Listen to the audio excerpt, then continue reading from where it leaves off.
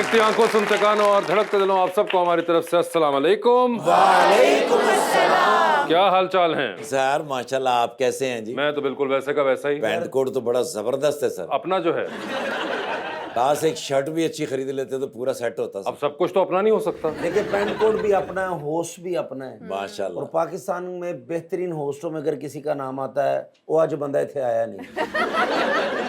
खुशकिस्मती वासे भाई तुझे होस्टिंग कर रहे, सही बात। नहीं तो सारी जिंदगी रिश्तेदारों से बह के चुगलियां की।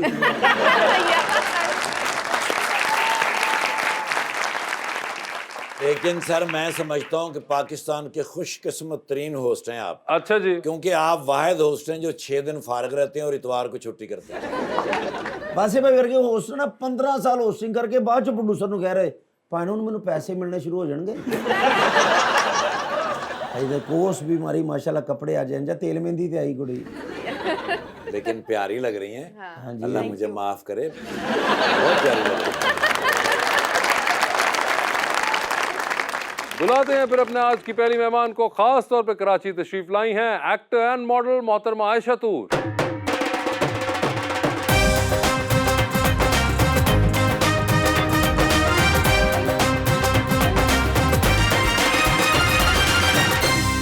और हमारे दूसरे मेहमान पाकिस्तान मुस्लिम लीग नून के एमपी थे पंजाब असेंबली के अंदर, जनाब इफ्तिखार हुसैन चच्चर।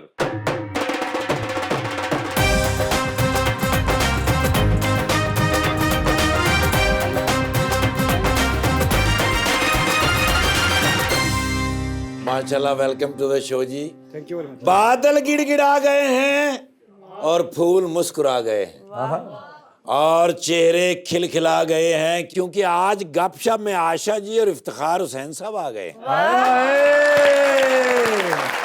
वो मेरे दिल में कुछ इस तरह से छाई है, अरे वाह, वो मेरी आंखों में चांद की तरह समाई है।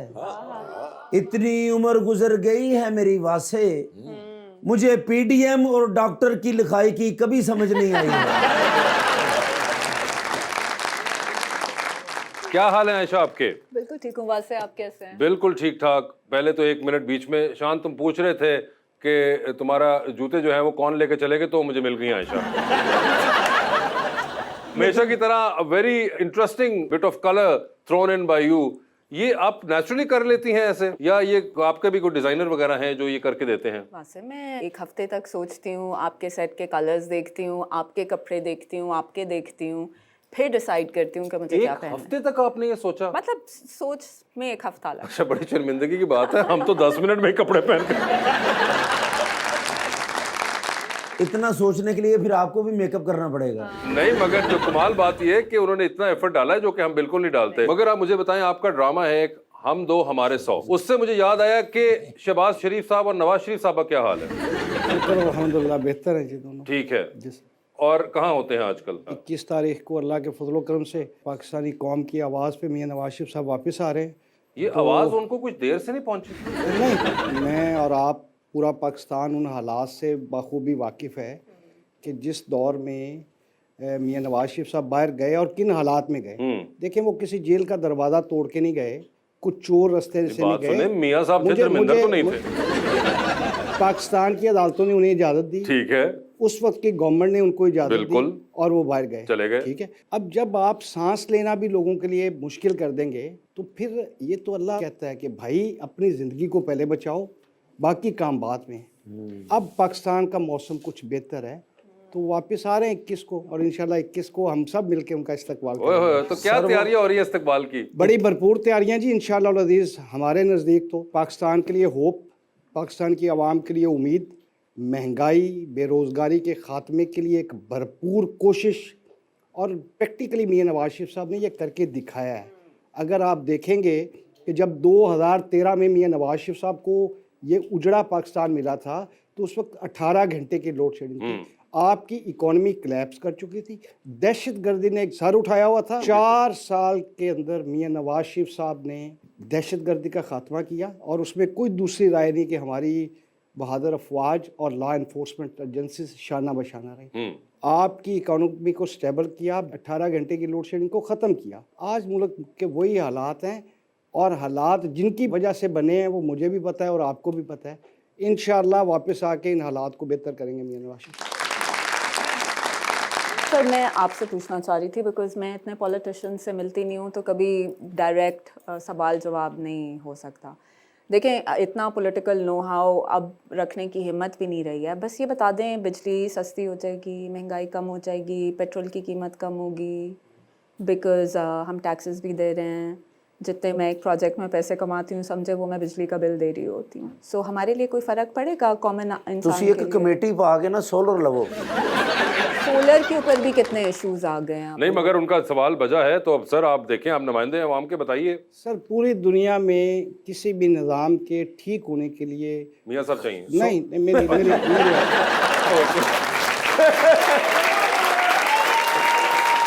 नहीं वैसे ही मेरे मुंह से निकल गया। अभी वो मियाँ साहब के आने के ऊपर जो बातें बताई ना, वो मुझे लग रहा था कि मियाँ साहब का कमबैक होने जा रहा है।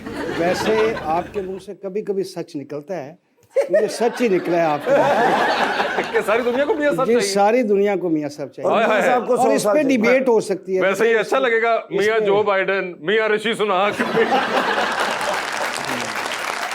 गुजारिश है कि पूरी दुनिया में किसी भी निज़ाम को, किसी भी सिस्टम को चलने के लिए तसलसल की ज़रूरत है। ठीक है, बिल्कुल हमारी बदकिस्मती है कि हमारे मुल्क में किसी निज़ाम का कोई तसलसल तसलसल नहीं है, बिल्कुल। और जब तक किसी मुल्क में पॉलिटिकल स्टेबिलिटी नहीं होगी, किसी चीज़ की स्टेबिलिटी नहीं आ सकती। खा वो इकनॉमिक्स हो, आपके रोज़मर्रा के हालात हों, तो दुआ गो हैं कि अल्लाह तबारक व तआला हमें सबको ये हिम्मत भी दे और तौफीक भी दे कि हम स्टेबिलिटी की तरफ जाएं और ये जो रास्ते में ब्रेकों वाला काम है ना, ये ख़त्म हो जाए। मगर इफ्तिखार साहब मुझे एक बात बताएं, अभी जब आप पूरा ये मंजर खींच रहे थे मियाँ साहब का कि 2013 में, फिर 2000, अभी अब दोबारा 23 में होने लगा है कि उनको बुलाया जा रहा है, आपको ऐसा नहीं लगता कि जब सब हालात ख़राब हो जाते हैं तब मियाँ साहब को बुलाया जाता है? तो मियाँ साहब कभी खुद भी सोचते होंगे कि यार कभी अच्छे हालात में मुझे बुला लिया करो, हमेशा मुझे मुश्किल पिच पे क्यों खिलाते हो? ये बदकिस्मती है कि हालात ख़राब कर दिए जाते हैं। एंड देन मियाँ साहब इज कॉल्ड। नहीं, फिर खुद कहते हैं कि आए मियाँ साहब इसको ठीक करें। मतलब मियाँ साहब जो है वो फिल्मों में नहीं जैसे होता है, बिल्कुल जब फिल्म में फंस जाते हैं और हर तरफ से हीरोइन को घेर लिया होता है विलन्स ने और बिल्कुल लगता है कि अब गेम खत्म हो गई है, तब जाके फिर वो जो जवान है वो वापस आता है। तो ये मियाँ साहब का कमबैक भी वो वाला है कि एकदम आखिर में जवान वापस आता है। मियाँ साहब पाकिस्तान के मैकेनिक ने जी। कितना मैंने अच्छा मंजर खींचा था कि मियाँ साहब को मैंने जवान दिखाया था। मुझे इनकी बात से 100% इत्तेफाक है। वो बिल्कुल पाकिस्तान की इस्लाह के मैकेनिक है, पाकिस्तान की इकोनॉमी को ठीक करने के मैकेनिक है, पाकिस्तान के पॉलिटिकल स्ट्रक्चर को ठीक करने के मैकेनिक है, और ये मैकेनिकी करके उन्होंने दिखाई है इस कौम को। मैं चैलेंज करके कहता हूँ कि मियाँ नवाज शरीफ के प्रोजेक्ट्स, मियाँ नवाज शरीफ के काम को आप पाकिस्तान में से निकाल दें, मेजर एक प्रोजेक्ट दिखा दें जो पॉलिटिकल सिस्टम में सिर्फ छत्ती चाकी रह जाए।